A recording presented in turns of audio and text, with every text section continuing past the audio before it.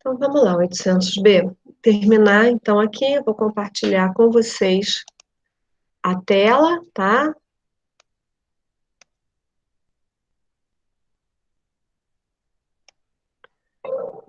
Tá, ok. Então, olha só, a gente falou da visão, falamos da audição, agora a gente vai dar continuidade ao olfato, tá? Então, olha só, o que que acontece aqui? O olfato, ele trabalha junto, né, com a gustação, que é o antigo paladar. Se você não sente o cheiro, você não consegue também sentir o gosto das coisas. Vamos deixar uma coisa clara quando. Vamos primeiro falar do olfato, depois eu vou falar nisso na gustação. Então, olha só, primeiro, para que eu sinta o odor, o cheiro das coisas, para que eu sinta o odor, né, o cheiro das coisas, é necessário que as substâncias estejam dissolvidas. Por isso que os perfumes, eles estão em solução alcoólica. Por quê? Para poder, ele não é totalmente álcool e totalmente água, eles têm uma concentração, assim como esses difusores de ambiente. Eles levam óleo e álcool. Por que isso? Para ajudar a impregnar na pele e o álcool ajuda na evaporação, para poder que as pessoas sintam. Entrou alguém? Entrou. Eduarda. Para que as pessoas possam sentir o cheiro das coisas. Então, para que as pessoas possam sentir o odor, é necessário que eles estejam, né, na forma gasosa. E aí, o que que acontece? Olha só, na cavidade nasal, estou passando meu cursor, tá? Na face. Na cavidade nasal, existe aqui no alto, né? O bulbo olfativo. Nesse bulbo olfativo, olha só aqui do lado aumentado, nós temos as células sensoriais olfativas, tá? Onde as partículas estão dissolvidas, transformadas em gases, e aí elas entram junto com o ar, são percebidas, captadas, né, por essas células, transmitindo ao bulbo e ao nervo, que leva para o sistema nervoso. Nós temos na cavidade nasal muitas moléculas de muco. Para que esse muco? Para ajudar a dissolver, para ser captado pelas células sensoriais olfativas e para lavar. Então, eu boto um perfume. Aí a gente diz assim: eu não sinto mais porque eu me acostumei. Não é que você tenha se acostumado. Essa célula mucosa, ela lava essas células sensoriais, esse muco. E aí, isso é lavado, então minhas células ficam liberadas para eu sentir outro odor. Eu paro de sentir aquele cheiro. Quem chega perto de mim sente, depois para também de sentir, a não ser que seja um cheiro muito irritativo, muito forte e que fique, né? Aí sim, o gás de cozinha, por exemplo, o GLP, ele, na sua natureza, quando ele é feito, ele não tem cheiro. É adicionado uma substância para dar cheiro a ele. Por quê? Para poder ter segurança, né? Da gente sentir o cheiro quando houver um vazamento de gás. O olfato, os sentidos, eles estão muito ligados à preservação da vida, né? Você percebeu o ambiente. Hoje em dia, talvez nem tanto, mas antigamente isso era muito vital para a gente, tá? Principalmente quando a gente vivia direto em contato com a natureza, né? Então, o que que acontece? Por exemplo, eu não sei, me sinaliza, deixa eu voltar aqui. Foi com vocês que eu dei a explicação da perda do olfato para agora, ou foi com 801A, com o processo do Covid? Foi com vocês que eu falei? Acho que não, né? Então, o que que acontece? Foi? Então tá. Obrigada, Eduardo. Então, é exatamente, né? São essas células aqui, ó, sensoriais, aqui no alto da cavidade nasal, que ele ataca, né? Ele entra principalmente. Por isso que também se toma muito remédio para verme, né? Na tentativa de eliminar os sintomas, os efeitos que ele causa no nosso intestino, quando ele entra pela cavidade bucal. Porque ele cai na corrente sanguínea, né? Na cavidade bucal, ou quando ele entra pela parte dos olhos, né? Essa mucosa dos olhos também, ela é muito sensível, ela absorve muita coisa. Então, A mão suja, a gente, né, passa no rosto, acaba que entra e ele ataca essas células. Por isso que é um sintoma tão marcante, né? A gente às vezes não tem, as pessoas não têm outros sintomas, mas perdem o olfato. Você faz a testagem dá positivo, tá? Então, eu preciso que as substâncias estejam dissolvidas. É aí que entra a história da gustação. Quando nós mastigamos, mesmo que nós, né, fomos educados, ensinaram a gente que a gente não deve mastigar de boca aberta, mas o processo de mastigação libera o, um odor da comida. Esse odor é captado pelo olfato. Então, olha o que acontece aqui, né? O que que vem? Esses odores, a língua, aqui onde eu estou passando o cursor, ela absorve esses sabores, tá? Então, ela absorve o sabor do doce, do salgado, do ácido e do amargo.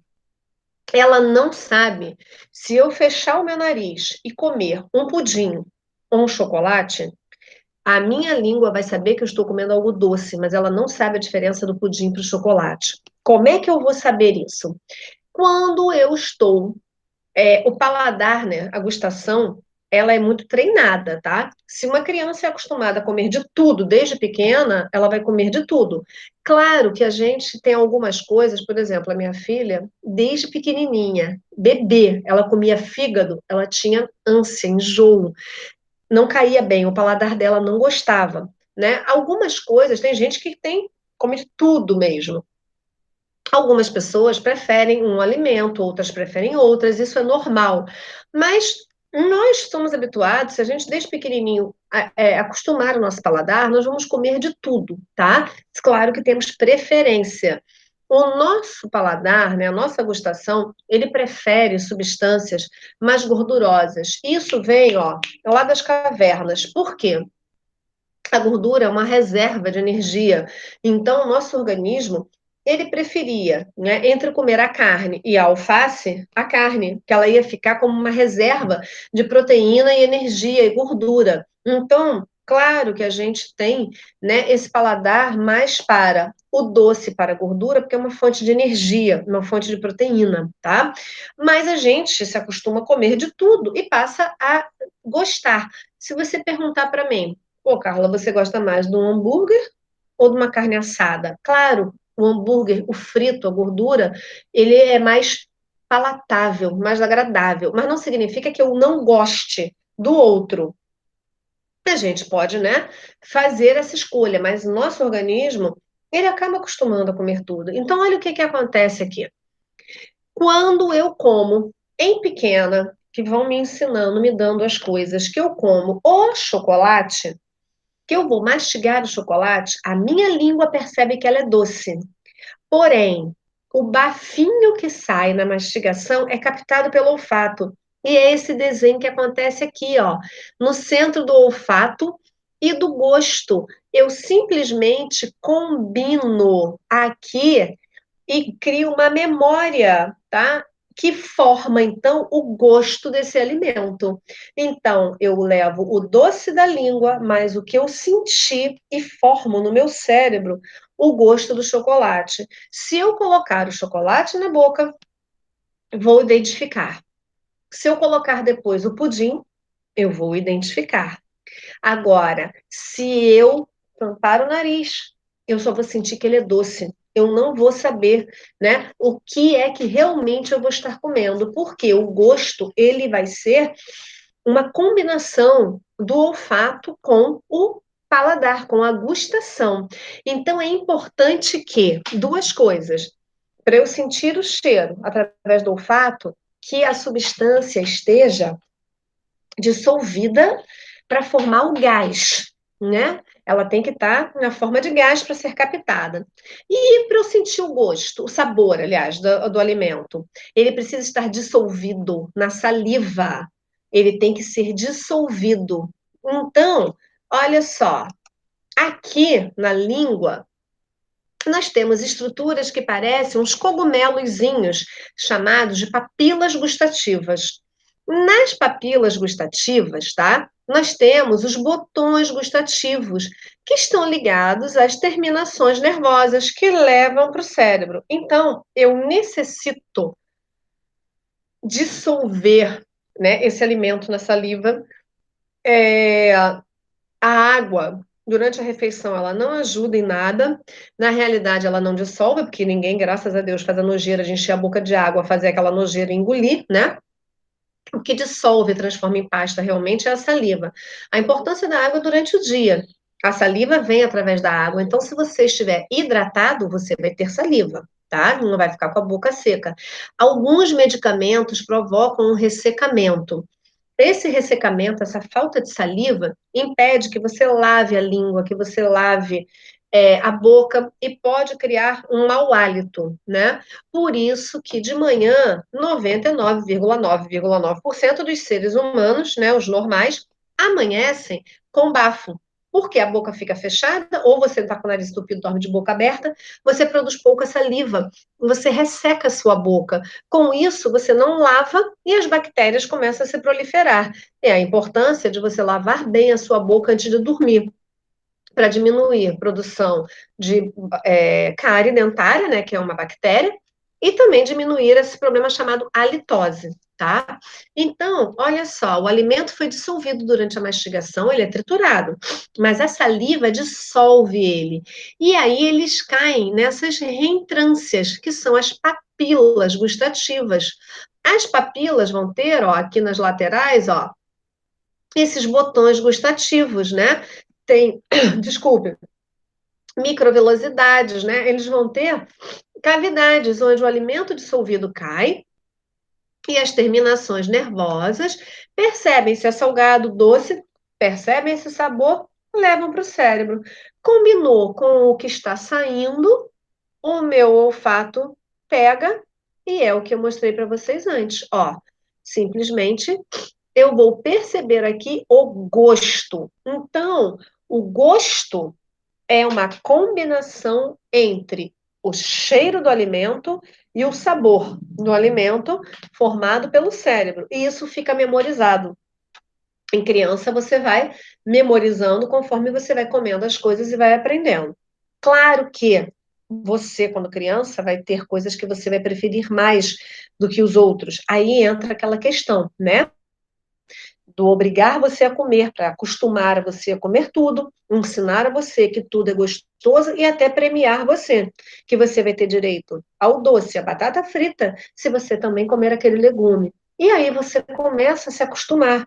Quando você chega numa certa idade, você é uma pessoa que acaba comendo de tudo, você condiciona o seu paladar, né, a sua gustação, e você acaba gostando de tudo, tá? Então, essa história do eu não gosto ou eu não como, é tudo questão de treino, tá, gente? Se vocês treinarem, tá? Ok, estava lendo o chat de vocês. Se vocês treinarem, vocês vão ver que é, vocês vão gostar de praticamente tudo, tudo. É tudo uma questão de você acostumar. Claro que tem coisas que eu prefiro mais, tem coisas que eu prefiro menos. E também vai muito, né? Existe aí uma particularidade de pessoa para pessoa. Se você botar para mim uma boa salada e uma lasanha, minha filha diz que eu sou estranha. Eu prefiro a salada. Ela prefere a lasanha. Tem gente que come os dois, tá? Mas isso tudo é uma questão, por quê? Porque o meu paladar, ele gosta mais, a minha gustação, ele prefere coisas mais azedas, amargas, ácidas, que é o que normalmente você encontra em saladas, né? E tem gente que prefere mais um doce, tem gente que prefere mais uma gordura. Agora, é importante a gente acostumar o nosso paladar para que a gente coma tudo, tá? Então, vamos lá. Amores, até aqui, alguma dúvida, alguma questão ou alguma curiosidade que vocês queiram falar? Algum assunto que vocês queiram falar? Não? Ok. Então tá. Vou voltar então aqui. Bom, falamos já da audição, a gente agora então entra por fim no tato, né? O tato é aquilo que nós sentimos na pele. É, Não só na pele. Por exemplo, na língua também existe partículas táteis, né? Nós percebemos algumas coisas com a língua. A pele é o maior órgão do nosso corpo, né? É um ter formada por tecidos, diversos tecidos, é o maior órgão do nosso corpo, tá? Nós vamos falar depois só dela, de parte tegumentar, da pele em si, das funções da barreira. Agora nós vamos falar das sensações. Olha só. Aqui nós temos estruturas chamadas corpúsculos, tá? Os corpúsculos, eles são responsáveis, eles, se vocês repararem, eles vão até mais em cima, tá? Os corpúsculos, eles estão ligados a terminações nervosas, a nervos que levam até o cérebro e até o nosso sistema nervoso. E os corpúsculos, eles estão relacionados com as sensações táteis, como calor, né? O frio e o quente, o áspero e o liso, o duro, o macio. Se vocês perceberem, eu falei que os corpúsculos, né? Nós temos aqui 3 corpúsculos, eles são relacionados a frio e calor, áspero e liso, macio e o duro, né? Ora, não falei da dor. Por quê? A dor, prestem atenção, estou passando o cursor, terminação nervosa livre. A dor não é um corpúsculo. A dor são terminações nervosas. E elas não vão até muito em cima. Por quê? Se eu tivesse terminações nervosas livres muito em cima da minha pele, qualquer toque seria doloroso, tá? Então, essas terminações, elas só pegam sensações que vêm a partir de uma certa profundidade, que é onde eu estou passando aqui o cursor para vocês, a partir de uma certa profundidade. Então, o toque, né? Estou aqui com o lápis. Aqui é um toque. Se eu forçar, tá incomodando, mas se eu forçar mais, dói. Essa dor mostra para mim o seguinte: chega, você vai romper a sua pele, você vai causar um estrago, um dano. Então a dor, ela é um mecanismo de defesa. Só que ela mostra que não é logo assim que você toca. Existe um limite. Senão, se ela fosse muito em cima, qualquer toque seria doloroso. Então, as terminações nervosas livres são responsáveis pela dor, corpúsculos responsáveis pelas sensações. As terminações, elas vão até um pouco mais embaixo, tá? Não ficam tão em cima. E se vocês repararem, né, os toques são sentidos rapidamente, tá? Por quê? Nós temos estruturas responsáveis por sentir o toque, além daquelas outras sensações.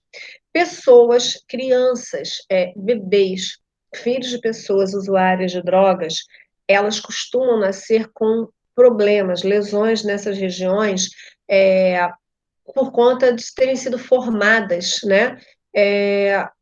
Com o uso de drogas, interfere nessa parte neural. Então, essa sensação apenas só do toque para elas já é uma coisa muito dolorida. Até elas liberarem toda a droga do corpo e passarem pela síndrome da abstinência, né, que é o que acontece com o usuário de drogas, eles sentem muita dor no corpo. Por quê? Essas estruturas responsáveis apenas por sentir o tato e não a dor ficam tão sensíveis que qualquer contato é doloroso, tá? Mas isso não é a regra, né? Nós temos as sensações do toque, os corpúsculos que percebem aquelas sensações que eu falei e as terminações nervosas livres que são responsáveis pela dor. Essas outras estruturas, epiderme, derme, né? Os folículos, isso nós vamos falar na próxima matéria sobre o sistema, só sobre esse órgão, que é a pele e pigmento. E essas sensações de toque, né, do tato, de percepção, não estão cele. Vocês reparem, como eu falei para vocês, que também estão presentes na região da boca. Isso a gente percebe num bebê. Tudo ele leva à boca, porque é como ele identifica muitas das coisas, né? Ele tem essa região da boca muito tátil. É o primeiro contato dele, é a região bucal, que é onde ele mama, né? É onde ele tem o maior contato com o mundo. Depois ele começa a desenvolver os outros sentidos. E aí isso começa, né, a ser menos frequente quando as pessoas vão crescendo, tá bom? Então, cadê vocês? Aqui. Então, amores, alguma dúvida disso? Não? Nada a declarar? Nada a falar? Maria Luísa, não. Gustavo, Isabela? Ok. Então, amores, olha só. Eu vou encerrar aqui.